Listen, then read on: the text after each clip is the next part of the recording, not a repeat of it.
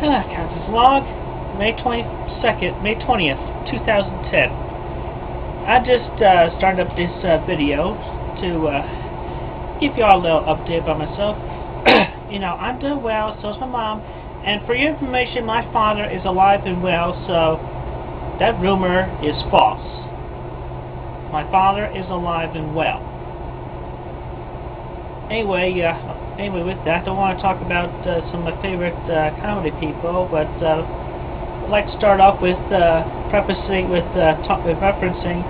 a past video of mine, of which I have made the complaint about Regina Gomez replacing Nia Long on the Cleveland show. I mean, yeah, that was definitely like a trade down in comparison. Let's go to a clip of Nia Long. Dinner dance. Oh yeah, I'm going to the dance. Oh, good. But not with you. You probably run me over and feed me to a bunch of rednecks. I just called my real dad. I'm going with him.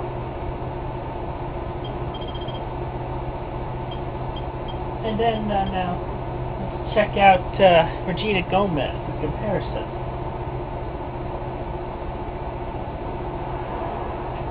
When I get to New York, I'm gonna get stubborn. See a difference? Big difference. Regina is a whiny voiced little brat, whereas Nia was a lot better. And then another reference, that was like when they changed the voice actress for Megan Griffin. I mean, yeah, here's the first voice. This is an improvement, by the way. Dad, we can't leave now. My entire life depends on getting my license. If I catch realize I'll never have any boyfriends, I'll never get married, and then I'll have to adopt a kid like Rosie O'Donnell. And I tell you what, this was a better change in comparison. Change it from, I forget her name, to Mila Kunis. Oops, that wasn't the episode I did. Oh yeah, there we go. There's Mila. Exploited that way. Shut up, Mom! It's not your decision. I want to be exploited. Meg? Yeah, big difference.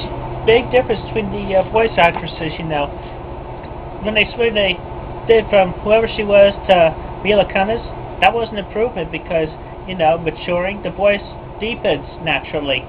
Whereas in the Cleveland show, switching from Nia Long to Regina Gomez, that's a trade down. I mean, I gotta tell you my opinion. It must have been like Seth MacFarlane and Mike Henry must have had too many drinks or something to decide to switch from Nia to Regina. Or I don't know whether it was their decision or what Nia had in her head when she left the show for that point.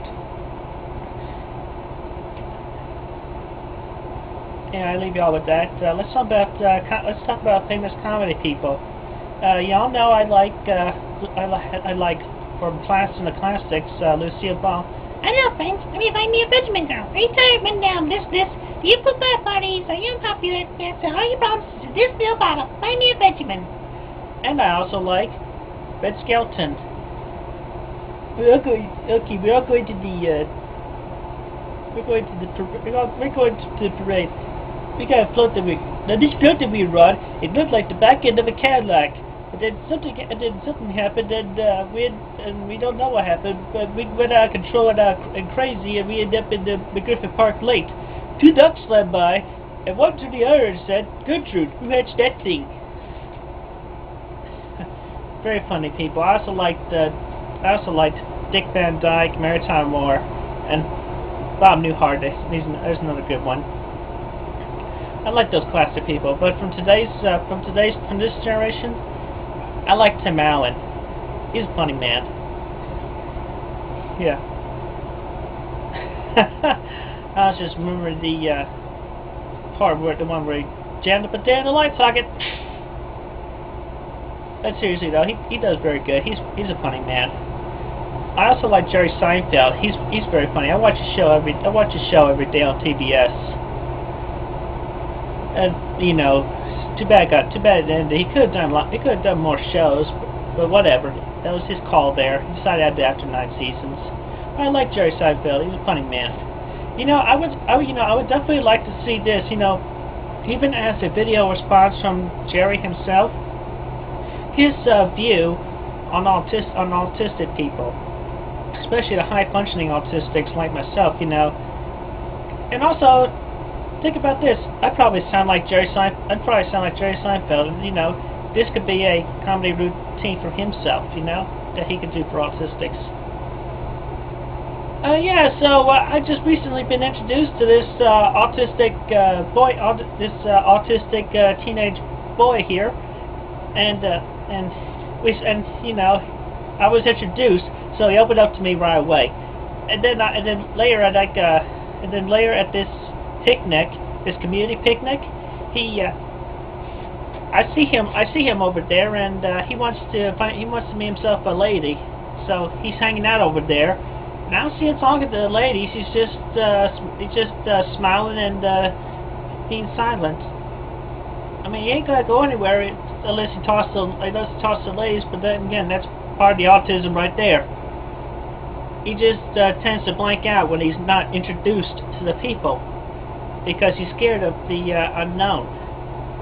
That's very common amongst the autistic people. And I'll tell you something else. In today's society where everybody is glued to their computers and internet and all that, they're definitely closing themselves off from society. It's like they're becoming autistics themselves. I mean, if they're not glued for the computer, they're definitely about as blank as that teenage boy was.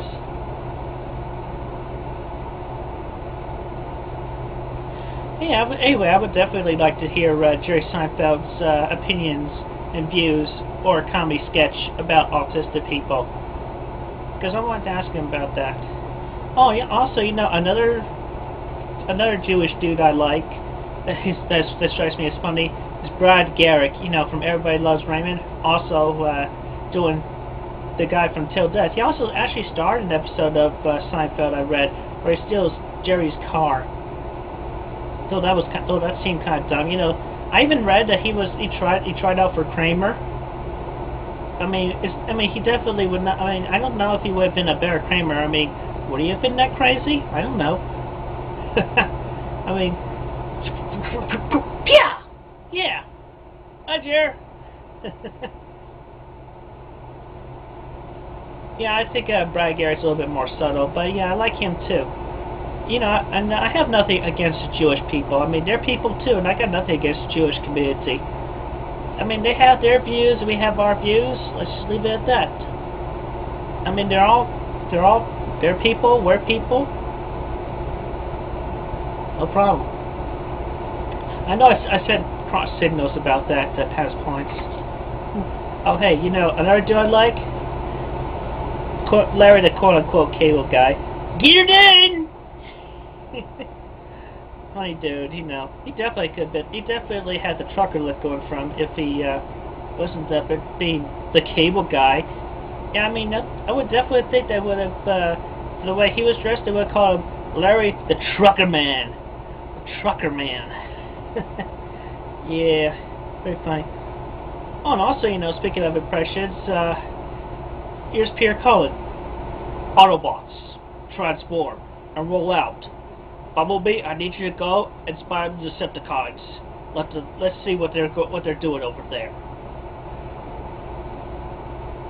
Spot on, dead on, Pierre Cullen right there. And I'm glad that aside from the Generation 1 series, they let him he volunteered to do the voice of Optimus in the new movies as well as in the video games. I mean, of all the generations between the Optimus Primes and the Optimus Primal, Peter Cullen is Optimus Prime of all time. Anyway, that's just some of my opinions about some of the current and past comedians. And Seth, Spike, bring back Nia Long. Anyway, I'll leave you all with that and those impressions. Until another time when I have another thought or whatever. Have a good day. Peace.